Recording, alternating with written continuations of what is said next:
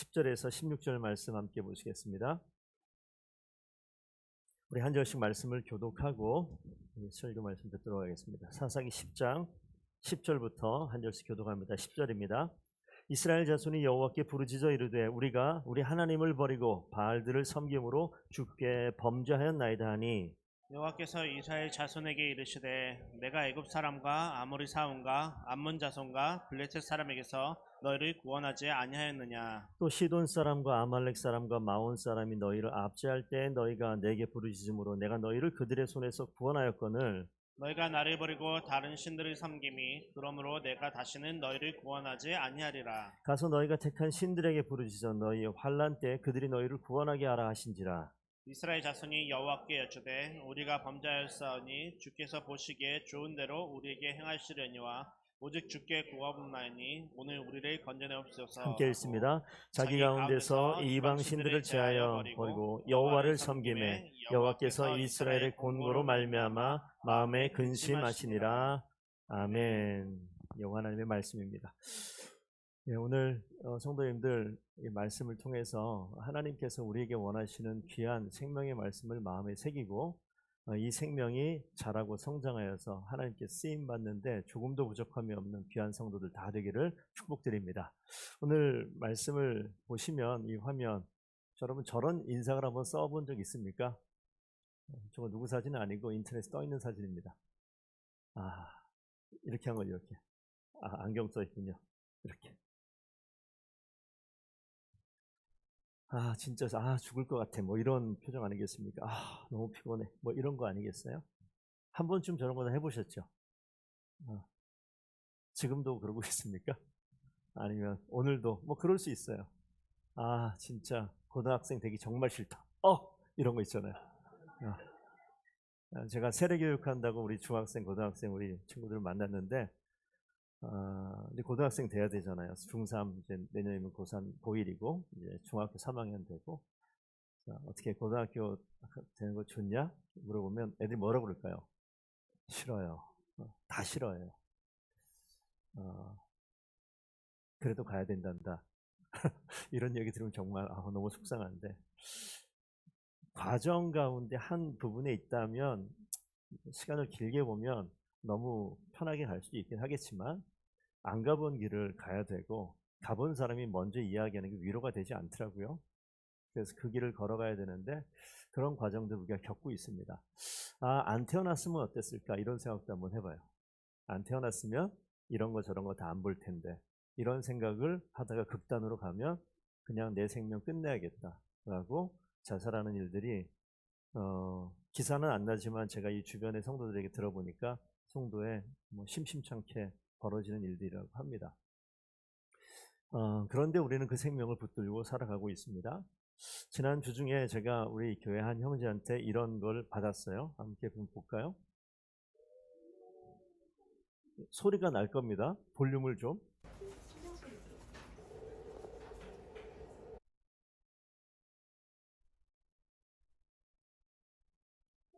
지금 안 움직입니까? 네.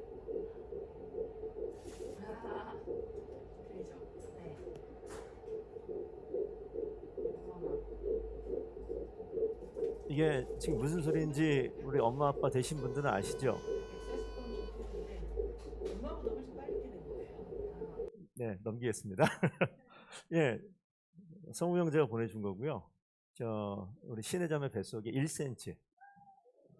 1cm인데 지금 저게 막 뛰고 있는 거예요. 막 저렇게 빠르게. 그러니까 저는 우리 저 소리밖에 몰라요. 신혜자매는 예전에 저렇게 배가 나왔었습니다. 지금도 똑같아요. 그죠? 그냥 그런 거예요. 1cm 자랐다고 뭐 이게 뭐 있겠습니까? 근데 이게 지금 1cm 딱 자랐는데 이게 지금 그 안에서 없었던 소리가 들리는 거예요. 그죠? 막 심장이 뛰는 소리인데 뒤에 잘 안 들었지만 뒤에 보면 옆에 있는 의사인지 그분이 뭐라고 얘기하냐면 엄마보다 훨씬 빨리 뛰어요 이렇게 이야기해요. 그래서 막 쿵쿵쿵쿵 막 뛰는 이 장면을 봤어요. 태어날 때 아이들 평균 키가 한 50cm 된답니다. 지금 1cm. 그럼 앞으로 남은 뭐 한 30주 동안에 급성장, 폭풍 성장, 50배가 커버리는 거예요. 그리고 이제 태어나서 1년쯤 지나면 이 아이가 75cm 정도까지 자랍니다. 그럼 1년 만에 50cm짜리가 25cm, 그 자기 몸의 절반 이상 커버려요. 지금 우리가 막 1년 사이에 내가 지금 뭐 키가 뭐 1m인데 1m 50까지 자라고, 이런 일 너무너무 엄청난 거 아니겠습니까? 그런 일이 벌어지고 있어요. 지금 누군가의 생명이라는 것이 그런 겁니다. 그래서 생명이 태어나서 이제 딱 태어나게 되면 우리가 한번 좀 냉정하게 한번 생각해 봤으면 좋겠습니다. 생명이 태어나서 자기 스스로 생명을 유지할 수 있다, 없다? 없어요. 근데 생명이 맞아요, 아니에요? 생명은 맞는데 그 생명이 태어난 이 든든이라고 지금 태명인데, 든든이가 태어나서 50cm짜리 딱 누워 있으면 우리 모두가 아마 교회를 딱 데리고 오면 우와 이러면서 다 반응을 하고 막 그냥 우리 서로 한번 만져보려고 막 이런 상황이 될 거예요. 그래서 이 엄마는 교회를 데리고 오면 그냥 교회에다 던져놓으면 돼요. 그리고 집에 갈 때 가져가면 돼요.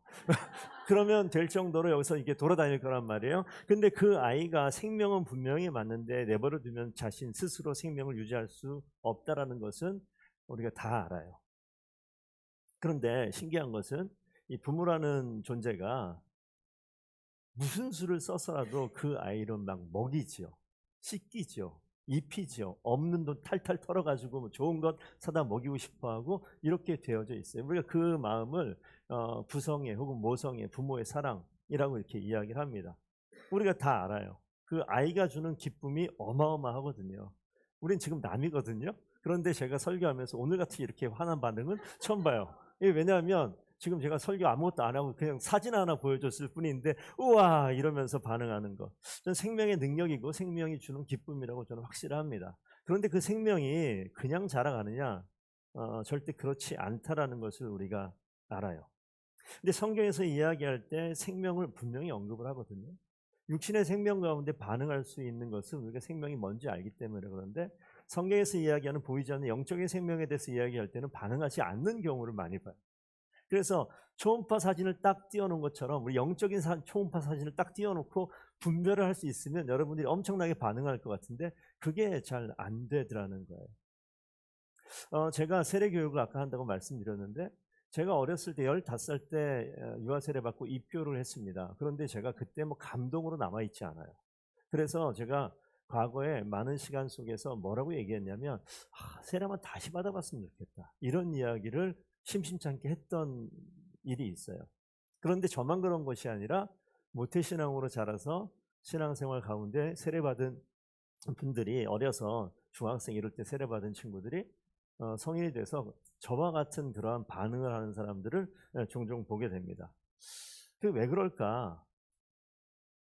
잘 한번 생각해 보세요. 생명이 태어나서 아무것도 할 수 없는 때가 있잖아요. 그런데 그 아이가 자라서 여기 있는 은율이나 은성이나 뭐 근우나 민재만큼 크게 되면 우리 친구들을 제가 애 취급하고 아무것도 못하는 취급하게 되면 기분이 별로 안 좋을 거예요. 그런데 자랐기 때문에 그렇거든요. 그런데 저렇게 되기까지 맨 처음에 어떤다? 아무것도 할 수 없는 때가 있다. 영적인 생명도 동일하더라고요. 하나님께서 우리에게 생명을 허락하셔서 생명이 우리 가운데 들어왔는데 그 생명을 가지고 내가 할 수 있는 게 아무것도 없는 무기력함을 볼 때가 있어요. 근데 그것을 인정해야 되는데 나중에 성장해서 바라보니까 그때 그거 살아있는 것 같지만 살아있는 것 같지도 않아 라고 생각을 했는데 제 생각이 잘못된 거예요. 그러면 누가 키웁니까?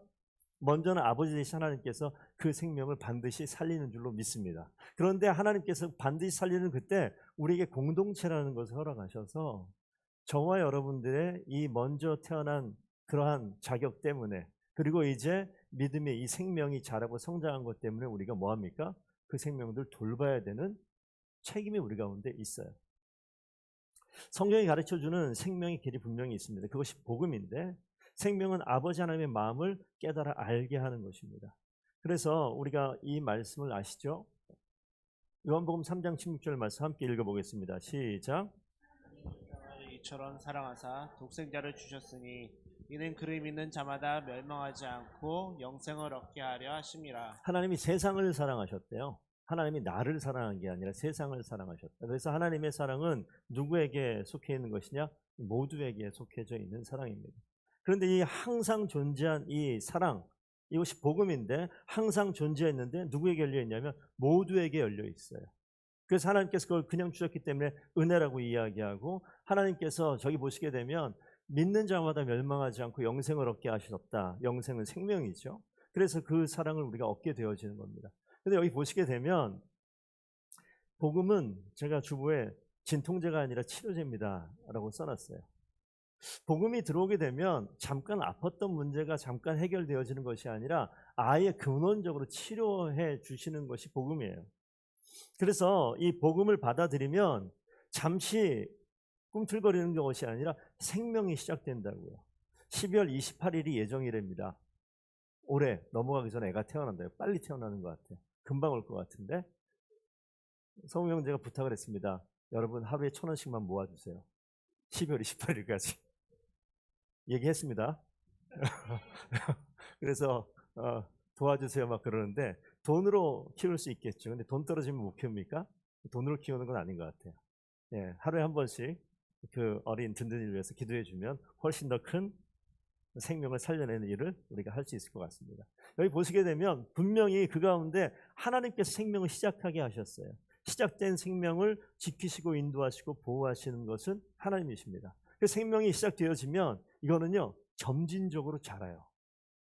생명이 있는 걸 분명히 여러분들이 기억하셔야 됩니다. 반드시 점진적으로 자라나게 되어져 있습니다. 이 자라게 하기 위해서, 그래서 여러분 거기에서 우리가 아이를 키울 때 모유수유를 한다거나 모유가 끊어지면 뭐 분유를 먹인다거나, 분유가 이제 다 끝이 나면 이제 이유식이란 걸 해서 우리가 아이를 먹이기 시작하는 일들을 하지 않습니까?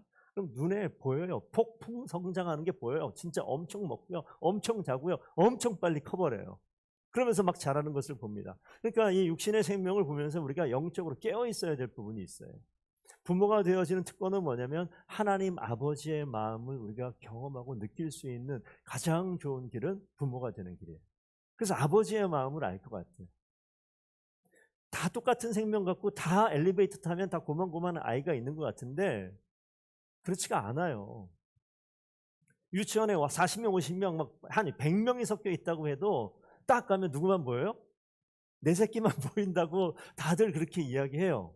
근데 한번 나중에 보세요. 정말 그런 일이 벌어져요. 이게 누구의 마음이다? 아버지의 마음이고 하나님의 마음이에요. 하나님께서 그렇게 이 한 사람 한 사람을 바라보시죠. 처음에 무기력했던 그 생명이 자라납니다. 생명을 유지하기 위해서 계속 먹여야 됩니다. 그래서 우리가 제가 적어놨는데 묵상과 설교. 저는 좀 더 젊었을 때 목회하면서 청년들에게 막 그냥 저주를 퍼붓어요. 이 성경 지옥의 땔감이나 되라고 막 그랬어요. 우리미가 알고 있는데.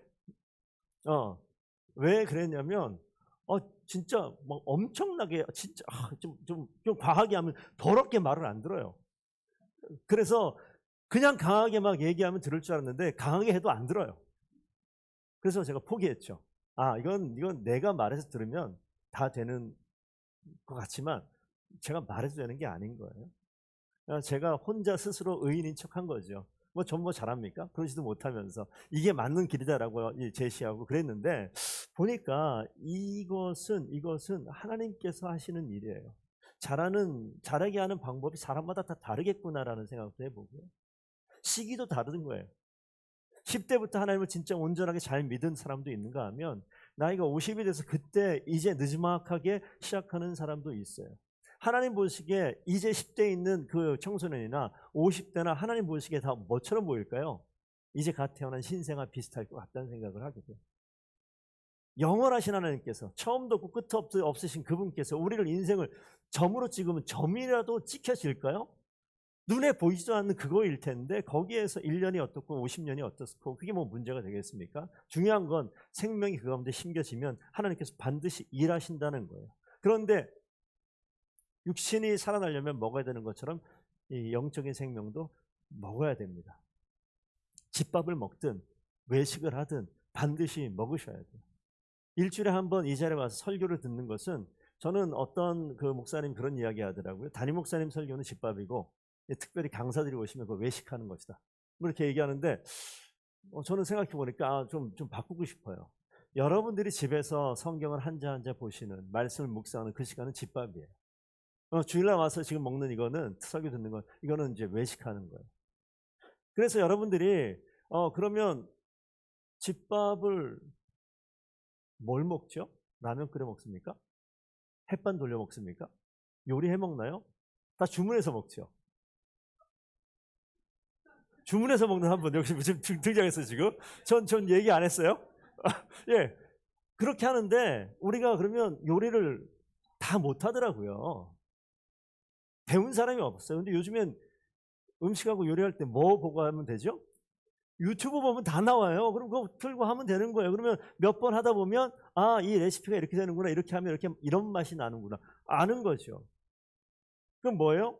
설교를 통해서 아니면 새벽 예배에 이렇게 올려오는 여러분 좀 보세요. 동영상 올라오는 거. 그걸 보면서 성경을 이렇게 하는 거구나. 이렇게 보는 거구나. 그렇게 하는 것들을 통해서 뭐 합니까? 여러분들이 여러분 스스로 요리하는 법을 배워나가기 시작하는. 그래서 집밥을 먹든 외식을 먹든 특식을 먹든 그게 뭐 어찌됐든 간에 여러분들만의 식재료는 똑같아요. 다 갖고 있어요. 여러분 집에 이거 다 있죠? 성경책. 식재료는 다 있어요. 어떤 집은 식재료가 냉장고에 있다가 썩어 버리는 사람도 있고 어떤 집은 그걸 탈탈 털어서 하나도 남김없이 먹는 사람도 있고 선택은 여러분들이 하시는 겁니다. 그래서 이 하나님의 말씀을 우리에게 주셨고 이 말씀을 접하면 접할수록 이 말씀이 뭐가 됩니까? 내 안에서 영의 양식이 되어서 우리가 자라나게 되는 것입니다. 그래서 말씀을 통해서 하나님의 양육법을 가르쳐 주세요. 레시피가 이 가운데 있습니다. 그래서 이거 배워나가게 되면 우리가 갑자기 짧은 시간 내에 폭풍 성장하게 되는 거예요. 그러면 목사님 언제부터 해야 됩니까? 지금부터 하시면 돼요. 지금 이 순간부터. 하나님 보시기에 저와 성도님들은 차이가 없어요. 구별이 없어요. 목사님은 그래도 뭐 어려서부터 신앙생활했고 신학대학까지 갔다 오고 뭐 이제 목회하고 있지 않습니까? 하나님 보시면 저나 이제 갓 신앙생활하는 어떤 사람이나 다를 바가 없어요. 오직 유일한 건 뭐냐면 그냥 자녀라는 겁니다. 자녀예요. 그냥 자녀예요.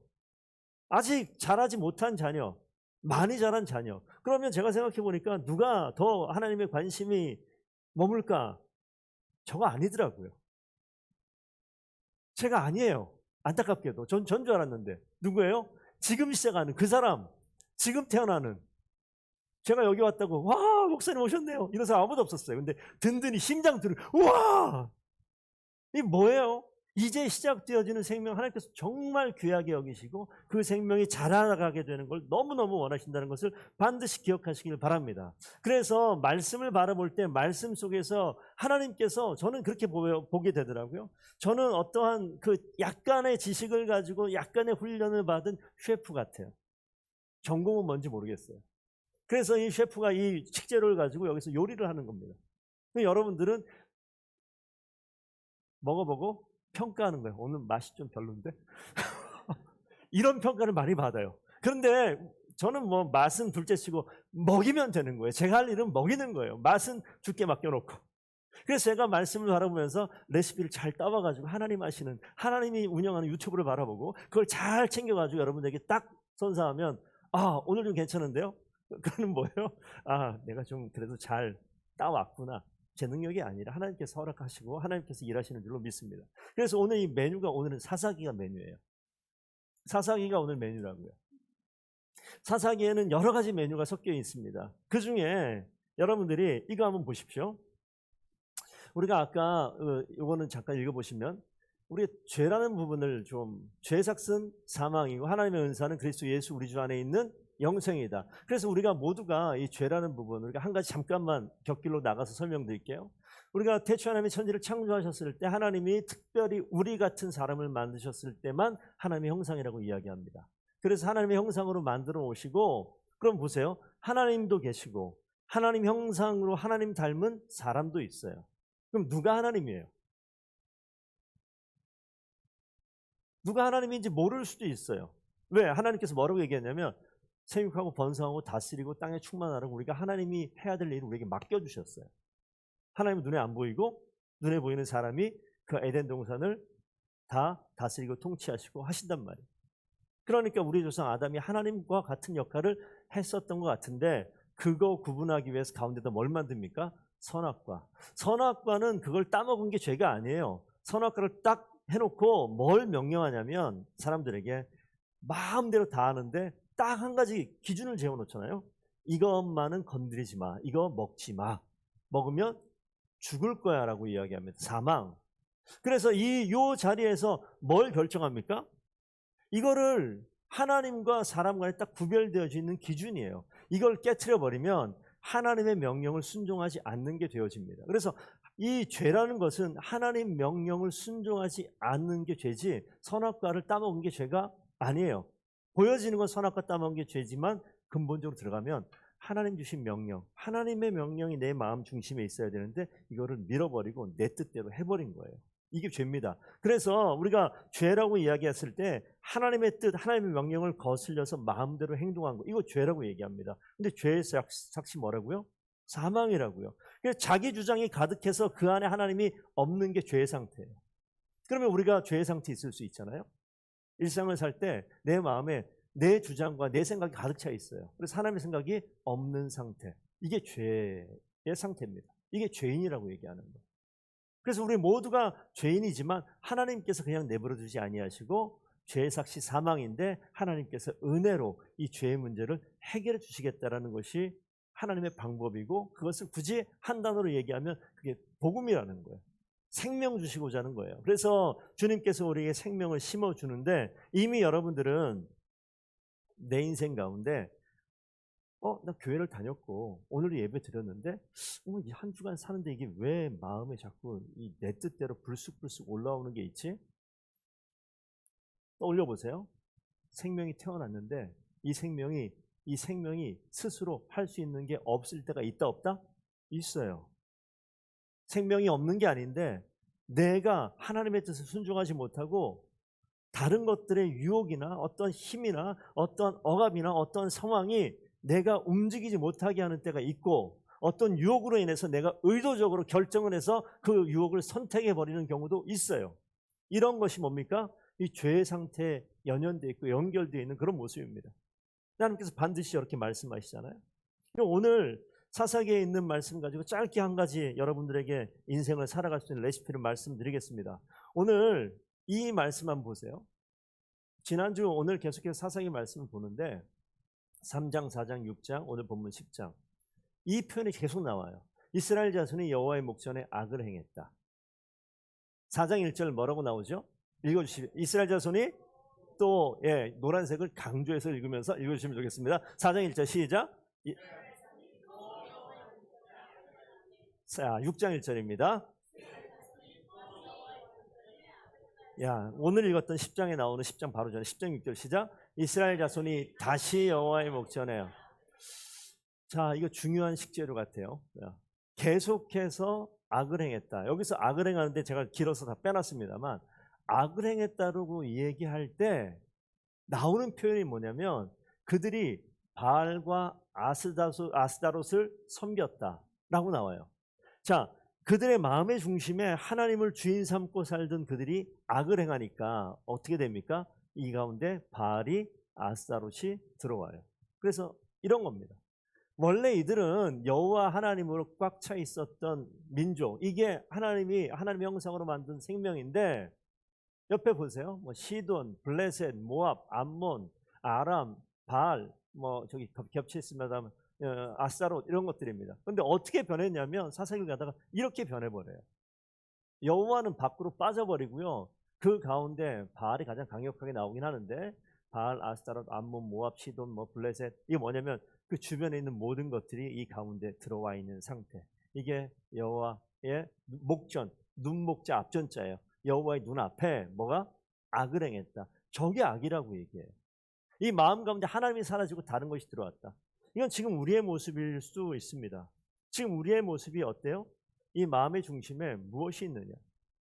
요즘 내 마음을 지배하고 있는 것이 무엇이 있습니까?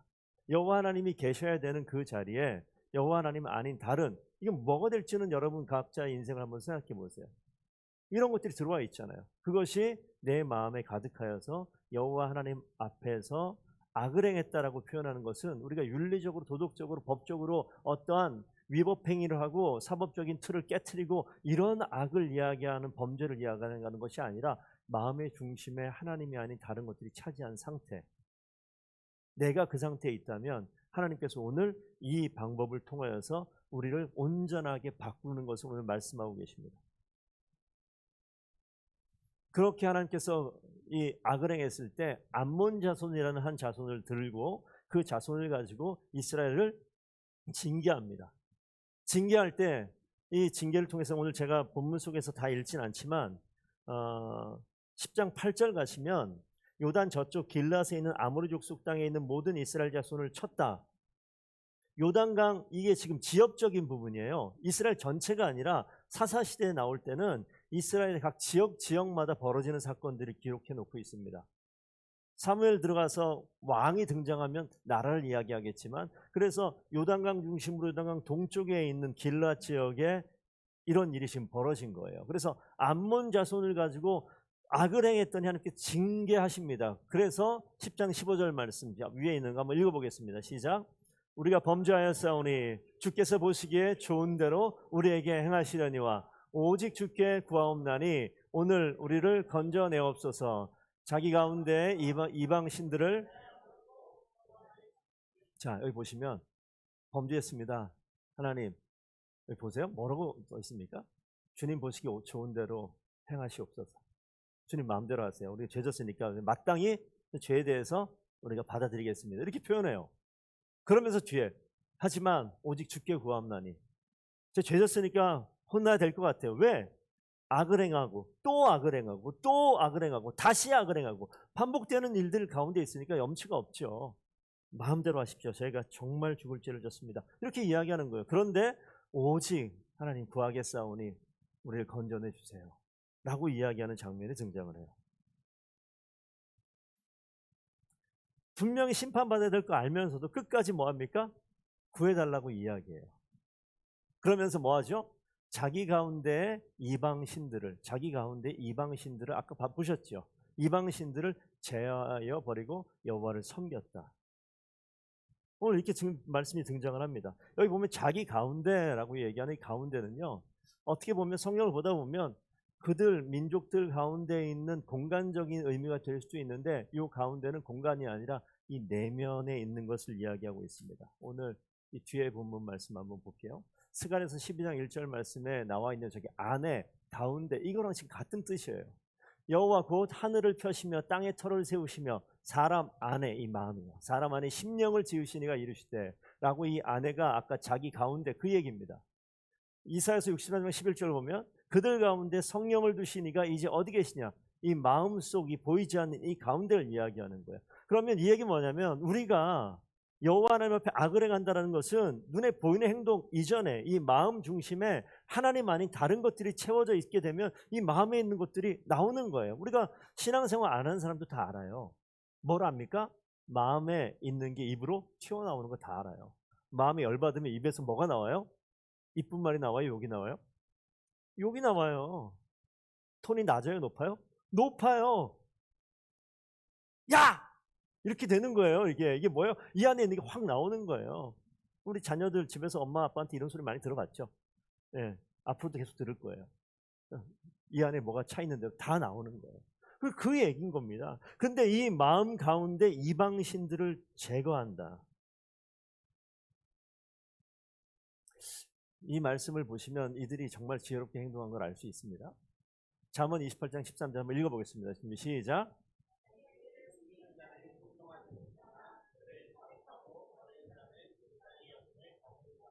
이들이 먼저 하나님 구하옵나니 하나님 마음대로 하세요라고 얘기할 때 자신의 죄를 다 자복하고 버리는 행동이에요.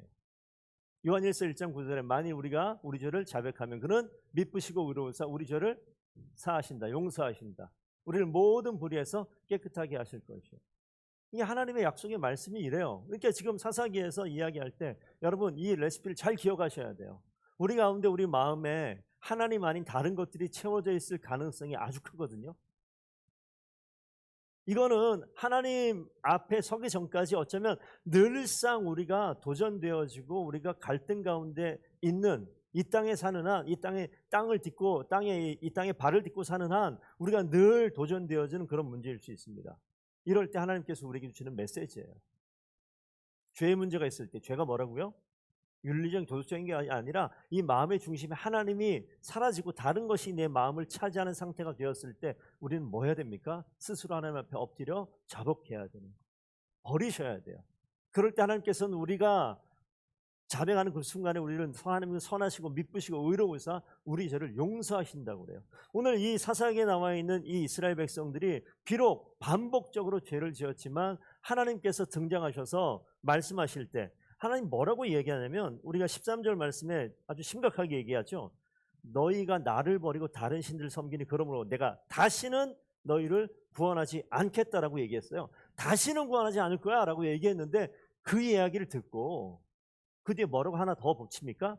너희들이 택한 신들 있잖아. 그들에게 가서 거기에서 구원해달라고 얘기해. 어디서 감히 이 몇 번째야? 뭐 이런 이야기입니다.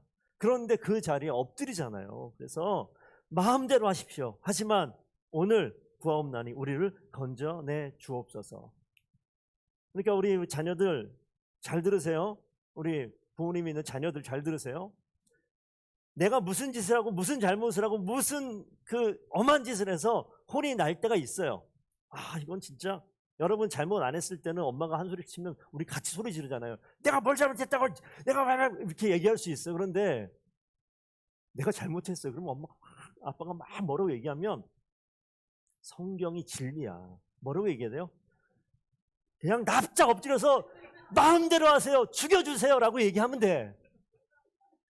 마음대로 그냥 죽여달라고 얘기하면서 그 다음 뭐예요?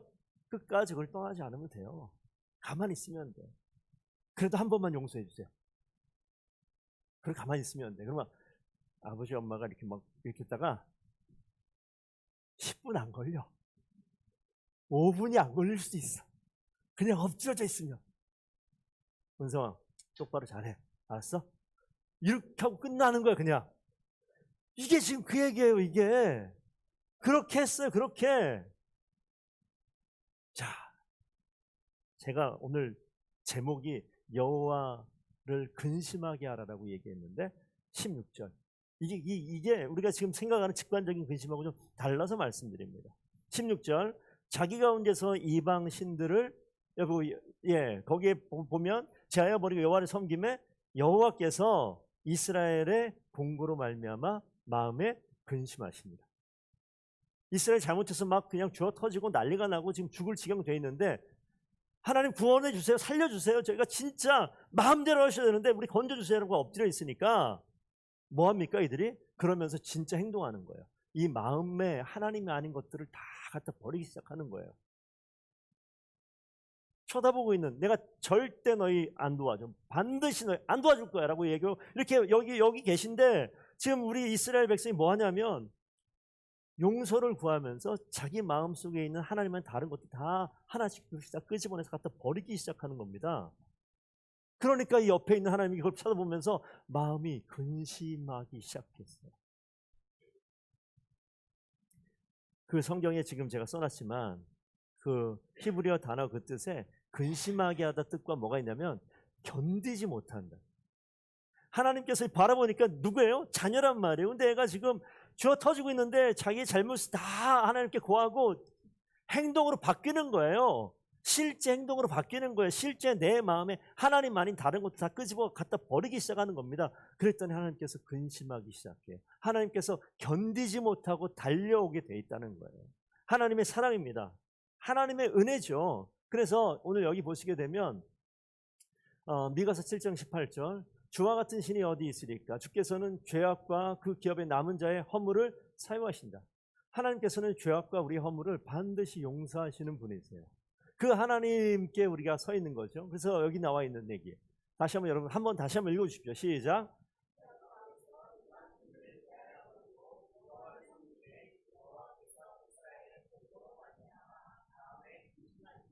이방신들을 제하여 버리는 게 너무너무 중요해요. 하나님 용서해 주세요라고 있으면서 이 마음속에 아직 하나님 아닌 다른 것이 꽉 차 있다. 하나님께서 움직이지 않으세요. 이거 없애야 된다고요. 이거 없애지 않으면 하나님께서 일하실 수 없어요. 이 마음에 꽉 차 있는 이것을 끄집어내야 됩니다. 내려놔야 됩니다. 그럴 때 하나님께서 뭐합니까? 여호와께서 근심하시다. 여호와께서 견디지 못하고 계세요. 그 자리를 박차고 뛰쳐나오시는 분이 여호와 하나님인 줄로 믿습니다. 그래서 그럴 때 뒤에 우리가 안 읽었지만 11장 가면 사사 입다를 세워요. 하나님께서 견디지 못하고 이제 입다를 딱 세워서 이 민족을 다시 한번 또 회복시키는 일을 하십니다. 지역적인 이야기예요. 한 지역, 길앗이라는 지역에 입다를 세워서 그 민족 가운데 일하신 하나님을 보여줬다면 하나님의 마음과 심정이 여기 녹아 있다고요. 이게 뭐예요? 이 땅 가운데 진정한 사사로 오셔서 한 지역의 한 지파를 위한 것이 아니라 이 땅에 있는 온 인류를 위해서 견디지 못하고 뛰쳐오신 분이 예수 그리스도인 줄로 믿습니다. 주님께서 그래서 이 땅 가운데 뛰쳐오시는 거예요. 그래서 근심하고 계신 거예요. 여러분, 하나님의 마음으로 움직이는 가장 중요한 것은 내 마음의 중심에 하나님 아닌 다른 것들이 꽉 차 있는 이것을 끄집어내 제하여 버리는 일을 할 때 하나님께서 여러분 멀리 있지 않아요. 바라보시고 근심하시고 견디지 못해서 버리는 것 순간 기다렸다는 듯이 달려오셔서 우리의 상황을 평정시키고 하나님께서 하나님의 구원의 손길을 부어주시는 것. 예수 그리스도 이 땅에 오셔서 하신 일이 그겁니다. 우리 생명 있는 자들이 자녀입니다. 하나님의 자녀된 우리가 주님을 바라볼 때 주님께 절대 외면하지 않으세요. 반드시 일하는 놀라운 일들이 있을 줄로 믿습니다. 우리가 그 하나님의 은혜를 아는 사람들입니다. 그래서 우리가 오늘 말씀을 준비하다가 그 반주 좀 해주세요. 여러분이 가사를 보시게 되면